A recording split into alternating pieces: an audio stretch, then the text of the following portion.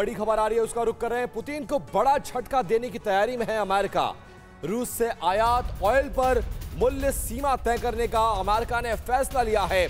G7 देशों के फैसले से पुतिन की मनमानी पर रोक लगेगा।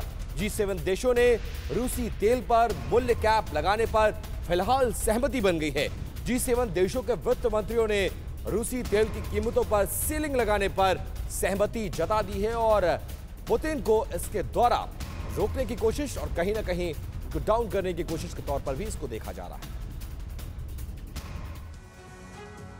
और इस बीच एक और बड़ी खबर है, गोर्बाचेव के अंतिम संस्कार में शामिल नहीं होंगे व्लादिमीर पुतिन। सोवियत संघ के अंतिम राष्ट्रपति थे मिखाइल गोर्बाचेव।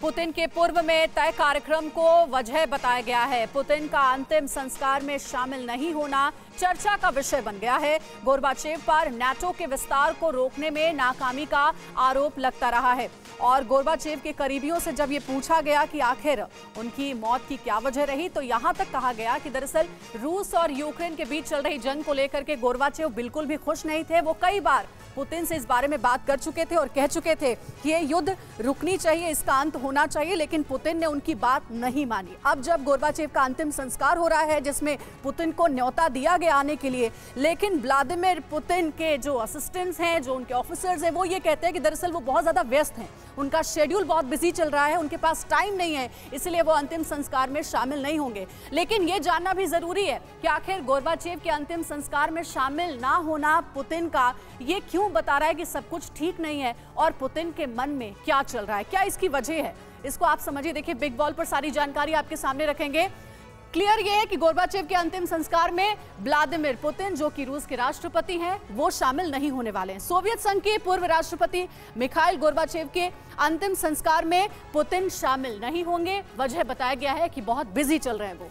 अंतिम संस्कार में शामिल नहीं होने की वजह पुतिन के पूर्व में तय कार्यक्रम को बताया गया है कि पहले से कई सारे उनके प्रोग्राम्स शेड्यूल थे, इसलिए वो नहीं आ पाएंगे। पुतिन का ये फैसला गोर्बाचेव की विरासत को लेकर क्रेमलिन की भावना को भी प्रदर्शित करता है। कहा यह जा रहा है कि गोर्बाचेव कई ऐसे फैसले पुतिन के थे जिसको लेकर के वो इत्तेफाक नहीं रखते थे, नाराज चल रहे थे, आपत्ति भी कई बार उन्होंने जताई थी। ये एक बड़ी वजह दोनों के बीच में गतिरोध की। गोर्बाचेव पर पुतिन आरोप लगाते रहे हैं कि वो नाटो के विस्तार को रोकने में नाकाम रहे। पुतिन लगातार इनके बारे में ये कहते रहे हैं और सिर्फ इतना ही नहीं, क्रेमलिन ये मानता है कि पश्चिमी देशों से बातचीत के दौरान राष्ट्रीय हितों की रक्षा करने में भी गोर्बाचेव नाकामयाब रहे, असफल रहे। कहा यह जाता है कि गोर्बाचेव की शीत युद्ध यानी कि कोल्ड वॉर को खत्म करने के लिए पश्चिम देशों में तारीफ की जाती है, इनको क्रेडिट दिया जाता है कोल्ड वॉर खत्म करने को लेकर के। ये अलग बात है कि पुतिन इनके कई फैसलों से नाराज चलते रहे हैं, आपत्ति जताई उन्होंने कई बार। 1991 में सोवियत के विघटन के लिए जिम्मेदार कदमों के लिए रूस में उनके कई आलोचक भी हैं, कई उनके ऐसे भी क्रिटिसाइज करने वाले लोग हैं जिन्होंने कहा है गोर्बाचेव को लेकर के कि उनके कई फैसले सही नहीं रहे हैं रूस को लेकर के। गोर्बाचेव का मंगलवार को 91 साल की उम्र में निधन हो गया था और बड़ी बात यह कि आज जब उनका अंतिम संस्कार हो रहा है तो उसमें शामिल होने के लिए पुतिन नहीं आ रहे हैं। आलोक सहाय जी भी हमारे साथ जुड़े हुए हैं। आलोक सर, क्या वजह आप मानते हैं अगर गोर्बाचेव के फ्यूनरल में पुतिन नहीं जा रहे हैं, तो क्या इसकी ये वजह है कि कई बार वो उनके फैसलों से नाराजगी जाहिर कर चुके हैं, इस वजह से वो अंतिम संस्कार में शामिल नहीं हो रहे हैं, या फिर जो कारण दिया गया है कि वाकई में पहले से कई कार्यक्रम उनके तय हैं इसलिए वो फ्यूनरल में नहीं जा पाएंगे?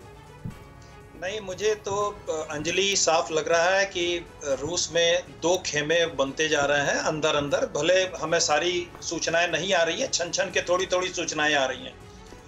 और गोर्बाचेव जो है वो एक महान नेता थे।